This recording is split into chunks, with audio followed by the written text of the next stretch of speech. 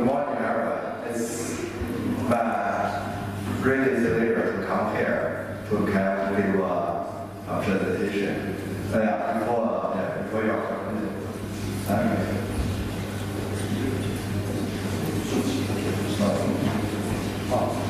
So I know the Moscow State University is a great university, and also the faculty of the geography here has excellent professors, students like you. I'm really happy to have introduced our work, our recent research work through here. This time when I come to the Moscow, this is my first time staying in Moscow. This is my president from Nanjing University. We have a team delegation to come to here to promote the cooperation between the Nanjing University and the universities of Russia. But this, I know Russia also has a very good geography study, research, and I know massive professor, she is oceanography, and also her colleague is some glacial scientist, has studied with Russia professors many years ago. And indeed, since my early study in China and Freedom University in Amsterdam, I've used Lewis. I don't know someone here know Lewis. Okay, if you don't know, Lewis is a kind of the deposit on the surface Earth. We use Lewis, reconstruct the past climate change. But I know, you know, China has a big area covered by Lewis, a kind of someone trying to do it. That works. Someone really know the Lewis. Всем нравится придется.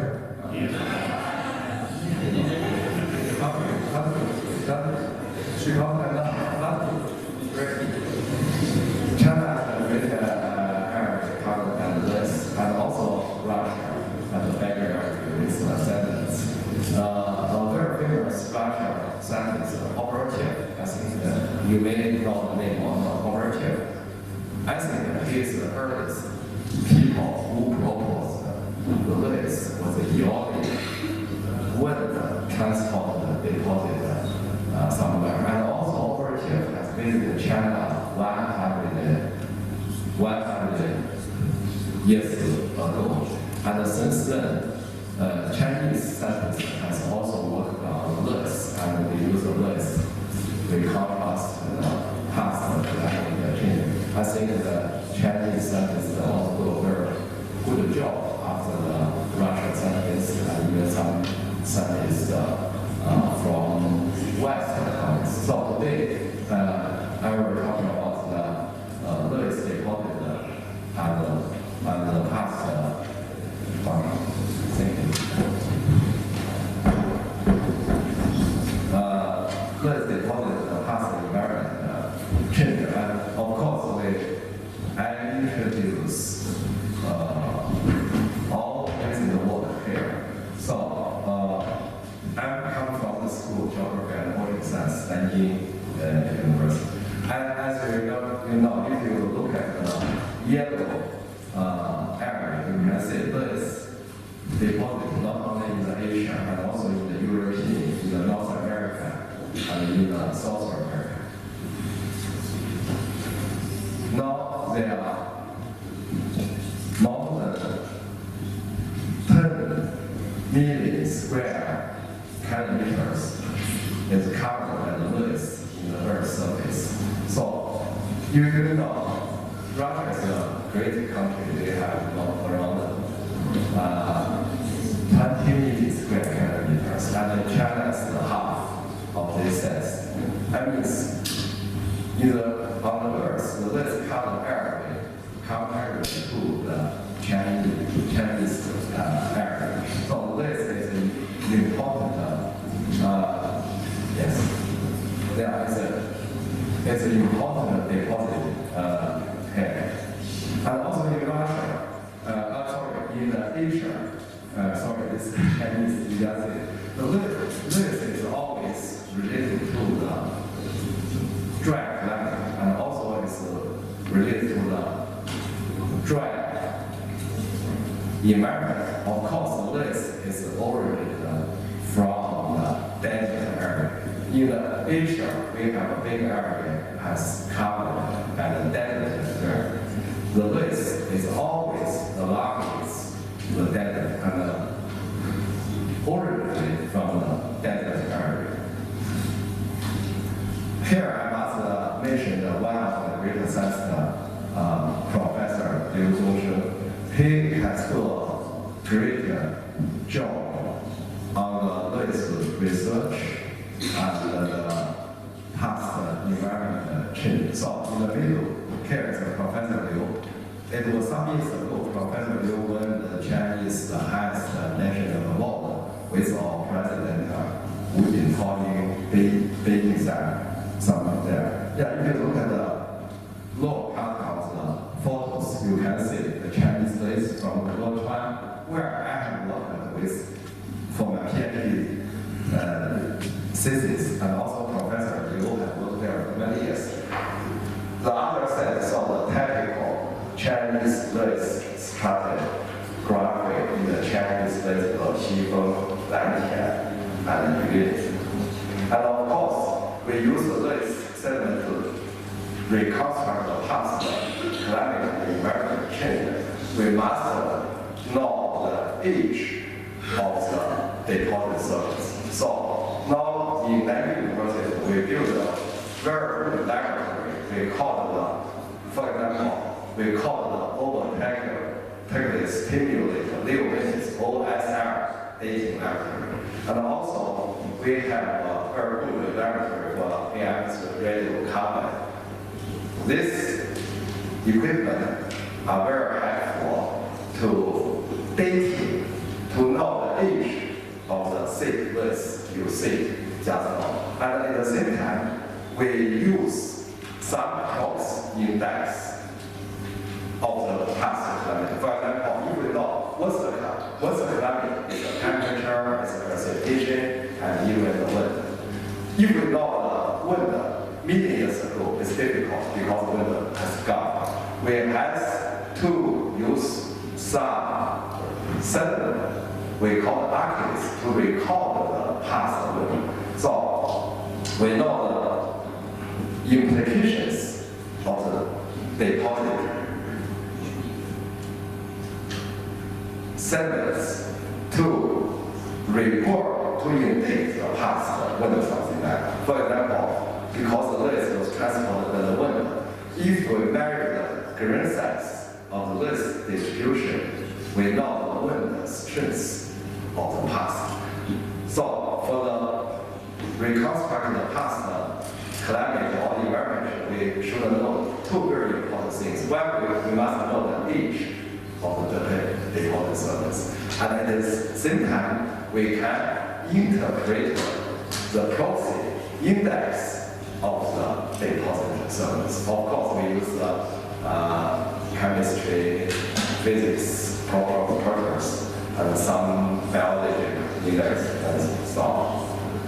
And indeed, our Nanjing University have a good cooperation with scientists all over the world. For example, if you look at part of the photos, we have cooperation with Dr.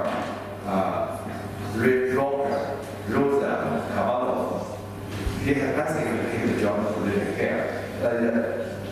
This one is in the Bulgaria city around the listed deposit. And this is also a list in the Pakistan.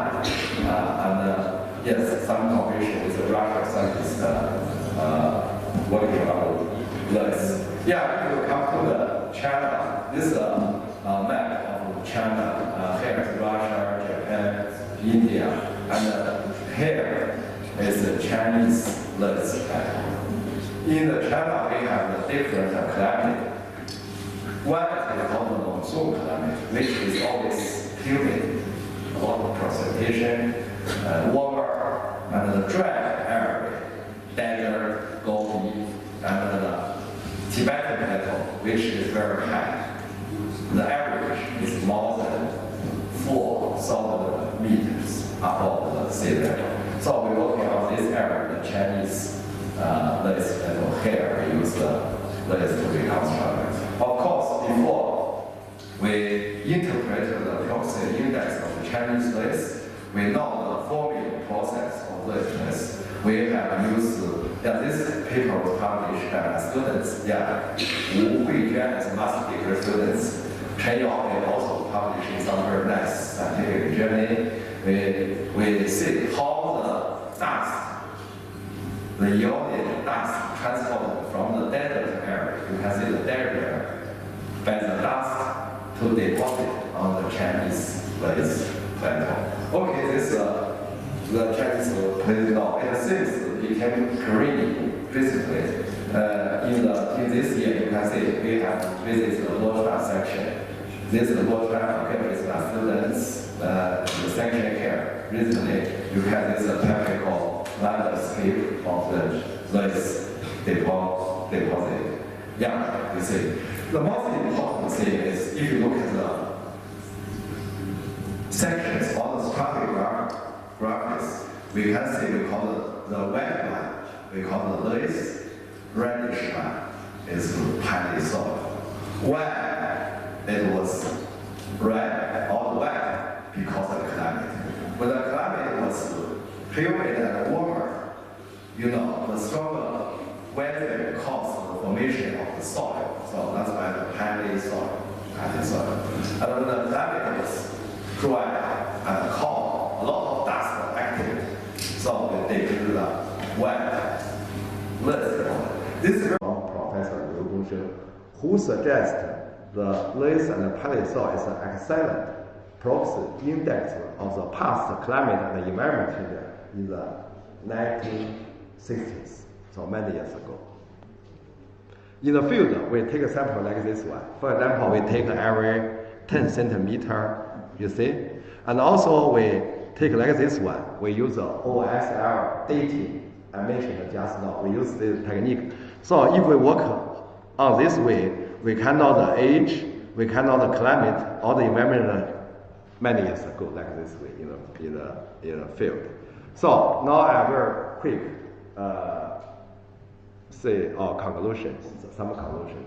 And first, if you suggest the list is a deposit in the dry, relatively dry area, then you can link with the list deposit with the climate in a big area. If you go back many years ago, you can say this means the many years ago. Fortunately, now we can see a big area, the yellow one was covered by the list. You can see the list covered in China, in the Chinese list plateau. If you go back to 3 million years ago, it's smaller. And if you go to 20 million years ago, there are still some lists. I think this is Chinese scientist discovery, Chinese scientist finding. We find a list from many years ago. Not only in the quaternary period. You know the quaternary period? Quaternary period. Okay, that's good. Very good. You say, in the quaternary period, the list have a big area. If you back 20 million years ago, it's very, very long away. There are still some lists, but it's smaller. If you think the list is related to the dry climate, then the list expanded. That means Asia became dry. So the first we can reconstruct the past climate, go back 20 or 30 million years ago, use the list. We know at that time the climate was wet, it became dry and dry. And yes, of course, we have collected a lot of stratigraphy in the field. This provides our evidence to support our conclusion. And also, we measure the proxy index. I will talk to much about this. If you see around 3 million years ago, if you measure the Lewis, for example, the magnetic susceptibility, which is related to what is the physical properties of the Lewis surface, then you can know there are some changing since 3 million years ago. Of course, this is my PhD study. I have measured the samples from the very thick surface every 5 centimeters or 3 centimeters. I measured two things. One, I measured the magnetic susceptibility. And then I measured the grain size distribution. Yeah, if you look at the left side of the magnetic susceptibility, as I taught, which show the precipitation or the humid variation over the past 3 million years. In other words, if the magnetic susceptibility is high, that means more precipitation here. If it's low, it is dry. So we know the precipitation or the humid in the Chinese late plateau variation over the past 3 million years, even to now. Before work, now I know the story. But now we know, the climate has variation over the past 3 million years. And at the same time, we measure the grain size distribution, as I taught. When the wind was stronger, the particle was closer, bigger. The stronger wind can transport the great big particles deposited here. Then we use the grain size distribution to reconstruct the wind strength over the past 3 million. Of course, we know the periods. There are some cycles in the climate change in the past. For example, we have taken the 400,000 years period, which we interpret as very closely related to the orbit, the Earth's orbital variation. If you look at our solar system, you can see our Earth is rolled around the Sun. Its orbital, something changing, so the insulation changing. Because the insulation change has caused the climate, maybe the temperature variation in this area, which influence the wind strength. So we interpret the 400,000 years cycle is related to the eccentricity variation. This is, of course, the famous Milankovitch hypothesis or the Milankovitch theory. Yeah, you may don't know the Milankovitch theory. Don't worry about that. This is just a very important theory in the past climate change. Of course, we can find some climate events. Sometimes the climate change rapidly. I will not go further. Now we would like to know the quantitative reconstruct the past climate change. We do not want to know just a strange variation. We know how much changing in the precipitation, in the temperature, and in the wind. So we build some functions, some relation between our props index and the climate. We develop some, for example, the function to see the precipitation over the past. This is one of my students, Wang Hanting, published a paper. He used you just forget the fertility. It's very physical. He used a kind of fossil to reconstruct the past climate, and we know the temperature or the precipitation changing. And also his another work in the published in the query research. And this is another student, Dr. Zhao, who used the pollen to reconstruct the wet and dry variation over the past 3 million years. You can see before the 2-3 million years ago, it seems relatively wet in the Chinese late plateau, and later it became dry. Now you can see the pollen record can be comparable with our magnetic susceptibility and our grain size. So we use a different proxy index to reconstruct the climate change in the different time. Oh, this is a very recent work of my students. Zhang Wenchao published paper in the Nature Communication, I think.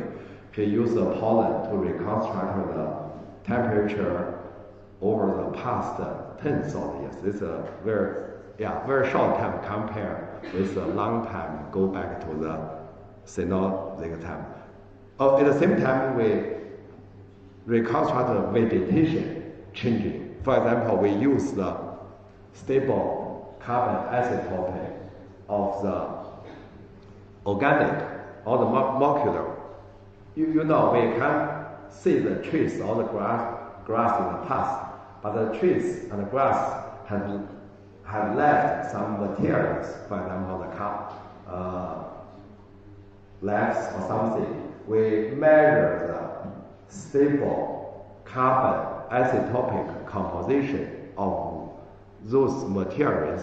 We know it is trees or the grass or something others. This is another work we do. And also many years ago, this is another student published, we measured the stable carbon isotope of molecular to reconstruct. And recently, we interpret the stable carbon isotopic composition with the soil restoration. You see the soil process can produce a lot of carbon dioxide, which may influence the stable carbon isotopic composition. So that means if we measure the carbon isotopic, we know the soil respiration process. This is another student, Dr. Wang Kexin, published in the Climate Dynamics last year. And of course, we know the soil respiration, which is very important to the agricultural activity and some activity and some soil products planting something. And finally, I would like to say, we can use the Lewis deposit to reconstruct the past climate. And interestingly, human evolution sometimes are associated with the Lewis deposit process. This is a very famous hypothesis by the Russian scientist Donatov, I think. I think his first paper published in 1985, something like that. He suggests that people's early humans evolution and migration sometimes is associated with the Lewis deposit. So he suggests in the Lewis area, which may be very good to the people to live in. That's why we use the Lewis deposit to reconstruct the timing, the behavior of the early human, because a lot of artifact stores which early people have used was buried in the Lewis. We dating the Lewis, we know the age of the Lewis, we know the age of the artifacts, the store tools of the early human. Then we know the early human's timing, behavior, and even their environment. Yeah, you can see this is a field work with archaeologist Professor Wang. This many years ago when I was very young. You see, we go to the field, we're looking for the artifacts buried in the Lewis. Then we do this kind of, we start the work. Yeah, you can see we find a beautiful store tools, cores, hand decks. This is a very big, this one is 500,000 years ago. This 500,000 years ago. People use the store tools to make the tools for them. Use knives, clavers, and so on. And also you can see this is a beautiful handix, which is also 500,000 years ago. This is Professor Wang early time. This is in situ store tools we find buried in the Lewis, in the Chinese Lewis plateau. And certainly over the past years we find many store tools. You can see this, maybe they used for the life, maybe they used for the war, maybe something there. Anyway, this is very early, 1 million years ago, people live in the south Chinese Qinling Mountains, they use store tools to do something. I don't know exactly know, but I know the age, I know the environment at that time. And of course, in the field, we time and people to dig excavation. You can see the red flag to show where we find the store tools in this place. This is a recent work. We work in the south of Chinese plateau where we are cooperation with archaeologists. Archaeologists here, we dig the Lewis to looking for the store tools, people living there. Of course, in those sites we have found many store tools of the people living there many years ago. We have to dating, use OSL, we use a paramagnetic stratigraphy, and also we measure the magnetizability, and then we know the age and the paleo environment of early human living in the South Chinese plateau. Of course, we also use something, as I just know, we use astronomical theory to obtain tuning. So you see, the geography is always related to the astronomy, physics, chemistry, and so on. And even archaeologists, we use the astronomy to predict very specific timing of this deposit sequence. Of course, we do a lot of pollen analysis to solve the vegetation when the early human living there many years ago. And recently we also use some very new processes such as GGGTS and isotope analysis to reconstruct temperature and precipitation of early human baby. And now we suggest that human behavior in the Lewis plateau sometimes may be changing along with the glacial interglacial variation. But in the eastern Qinling Mountains, there they create a very, very good environment for the early human living there. Even the glacial interglacial variation, we can see the people always living there in the glacial period and also in the interglacial period. That's indicate the south of the Chinese plateau is a good place for the people living here since 1.5 million years ago, even to some time now. That's a good place. Thank you very much. Yeah, this is our reason.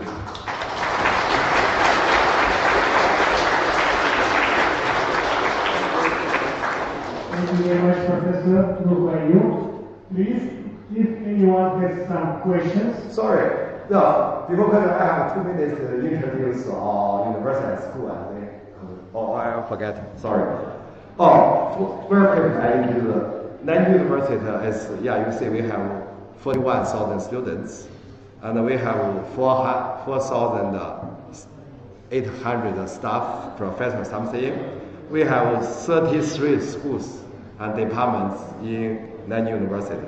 And also recently, Nanjing University is a C9 league member in China, and the Times Higher Education World Ranking is 30th or 73 something, and also very good ranking recently. For example, number 4 in the world. Nature Index put the Nanjing University the 4th in the world recently, and something. And also, these are schools in the Nanjing University. We cover the physics, geography,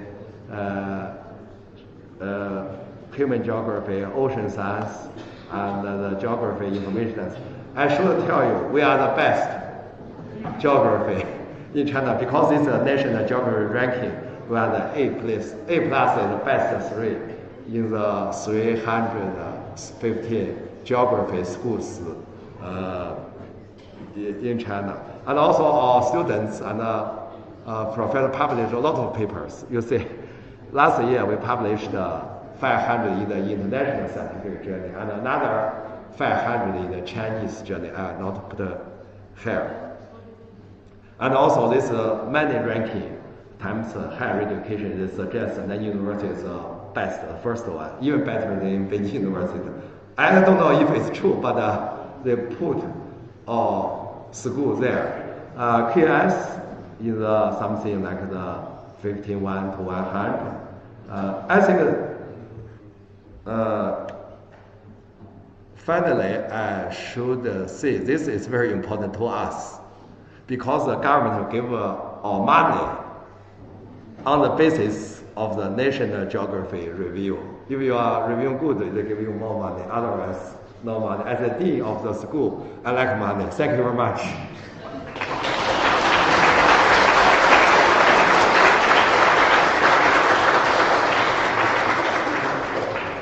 Thank you very much for such an impressive lecture delivered to our students.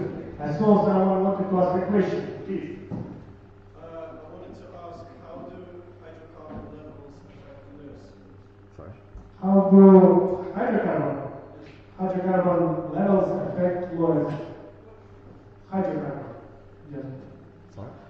How do hydrocarbon levels affect Lewis? Hydrocarbon. Oil and organic matter in the Lewis. How do they affect them? Salt? Honestly, the next one was. Sorry. I mean, you with how to extract the chemistry material from this? No? Well, in the lecture it was mentioned that certain... I mentioned a hydrodynamic. Yes. Oh, that's a good question. Sorry. Good question. I see. Sorry.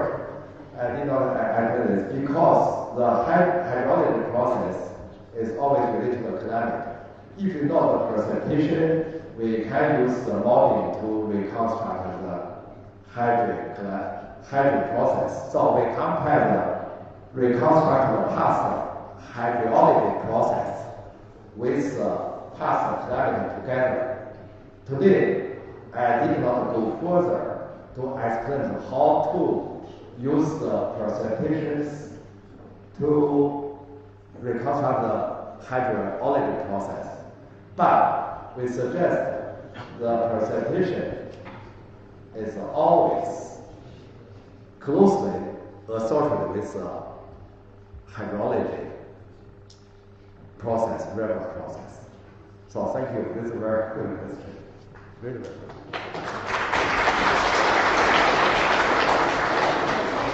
Another question. So, does someone want to ask some questions? Yes, please. Oh. In your lecture, you mentioned that some areas of loss are greening and some areas are way going way bigger. What is the depends on these actions? Oh yeah. You may know, yes. This is really a lot of work. We have to mapping.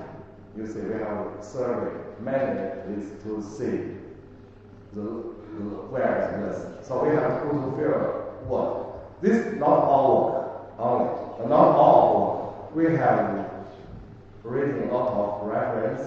We have investigated many materials.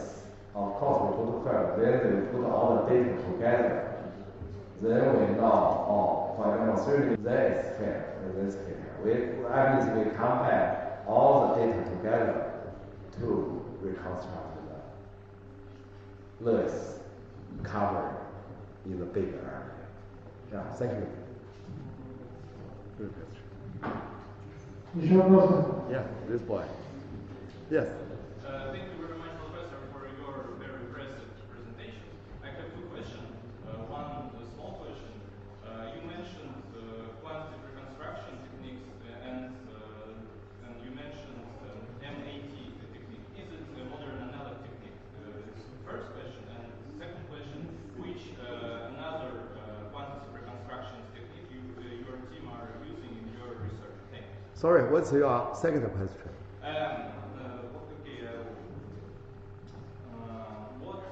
What another quantitative reconstruction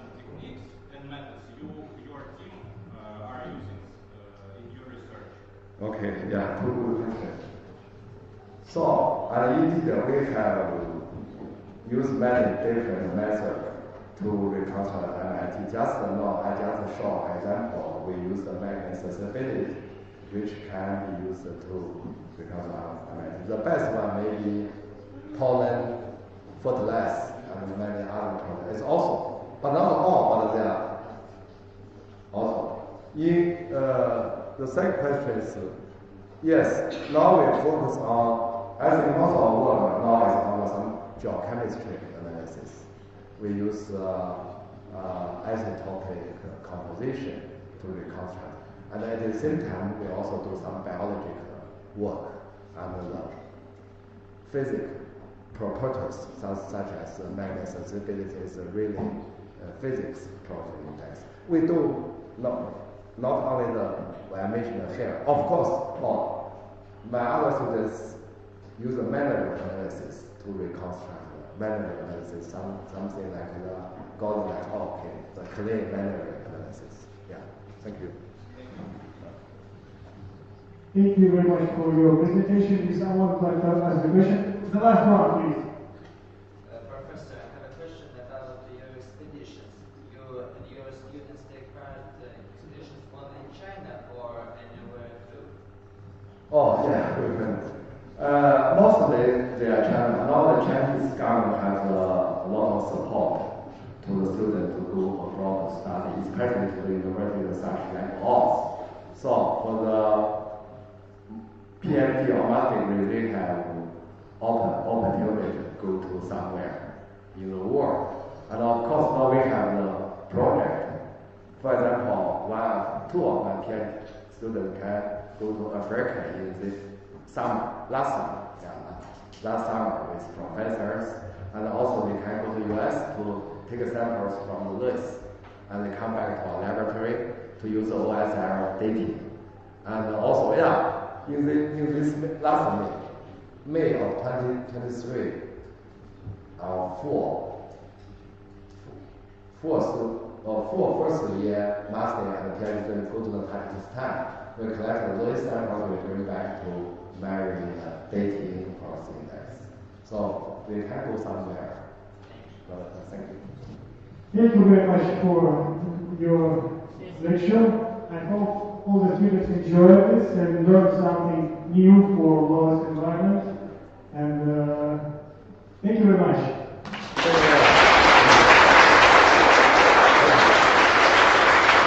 On behalf of the faculty of Geography, I would like to grant you the certificate for delivering the lecture as guest academic lecturer.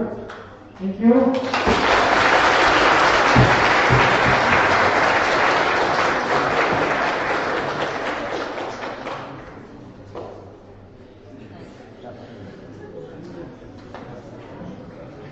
I think the lecture is over.